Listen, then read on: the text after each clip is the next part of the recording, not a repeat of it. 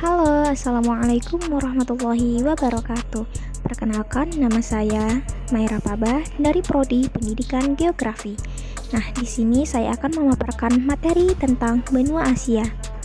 Yang pertama, Asia Tenggara, yang kedua Asia Timur, yang ketiga Asia Selatan, yang keempat Asia Tengah, yang kelima Asia Barat. Yuk, kita mulai saja dari pengertian Asia.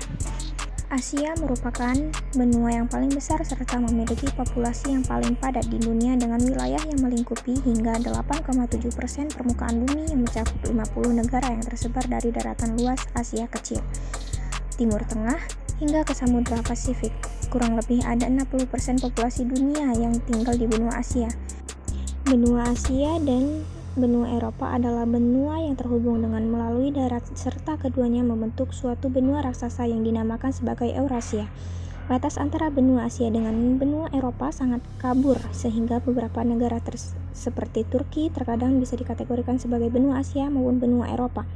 Beberapa bentang alam yang kerap digunakan untuk menghasilkan kedua benua tersebut ialah Dardanella, Laut Marmara, Selat Bosporus, Laut Hitam, Pegunungan Kaukasus, Laut Kaspia sebagai Ural atau Sungai Emba, serta Pegunungan Ural hingga Novaya Zemlya. Di samping itu, benua Asia dengan benua Afrika juga mempunyai pembatasan darat yang bertemu pada daerah sekitar terusan Suez. Asia Tenggara. Asia Tenggara adalah wilayah yang terletak di bagian tenggara benua Asia. Wilayah ini mencakup semenanjung Indochina dan semenanjung Malaka, serta Kepulauan Nusantara. Asia Tenggara perbatasan dengan Tiongkok di sebelah utara, Samudra Pasifik di timur, Samudra Hindia di selatan, dan Samudra Hindia, Teluk Benggala, dan anak benua India di barat. Geografi Asia Tenggara dapat dikategorikan menjadi dua bagian, yaitu daratan dan kepulauan.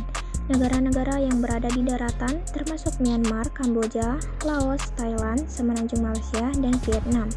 Sedangkan negara-negara yang berada di kepulauan termasuk Brunei, Filipina, Indonesia, Malaysia Timur, dan Singapura.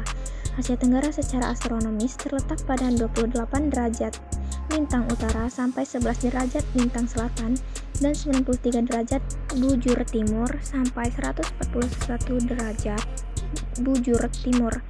Asia Tenggara terletak di antara dua samudra, yaitu Samudra Hindia dan Samudra Pasifik. Samudra Hindia berada di sebelah selatan dan barat, dan Samudra Pasifik berada di sebelah timur. Seluruh wilayah Asia Tenggara dipengaruhi oleh angin muson yang bertiup dari barat laut dan kembali bertiup dari tenggara, sehingga dengan angin ini memberi curah musim hujan yang cukup dapat diprediksi. Negara-negara anggota ASEAN mempunyai sumber daya alam yang melimpah, baik hayati maupun non-hayati. Setiap negara mempunyai keunikan sumber daya dan komoditas yang menjadi kekuatan masing-masing. Berikut ini beberapa sumber daya alam yang dimiliki masing-masing negara anggota ASEAN, yaitu Indonesia. Yang kedua Malaysia, yang ketiga Thailand, yang keempat Filipina. Asia Timur.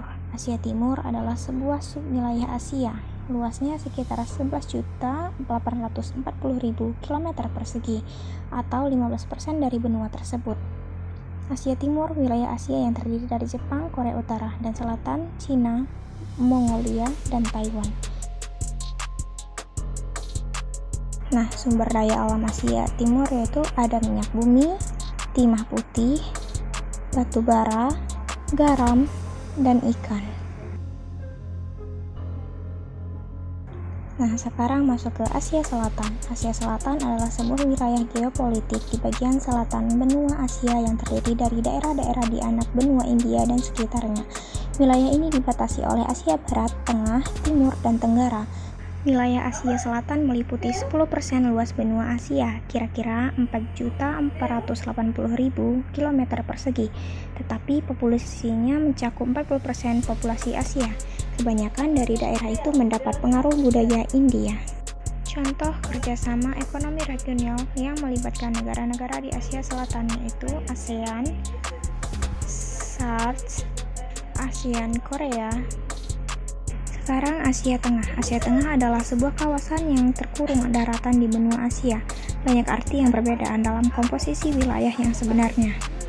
Definisinya ada dua. Definisi berkaitan dengan penamaan Asia Tengah. Definisi pertama menyatakan bahwa Asia Tengah merupakan suatu kawasan di benua Asia yang mencakup wilayah seluas 4 451 km persegi.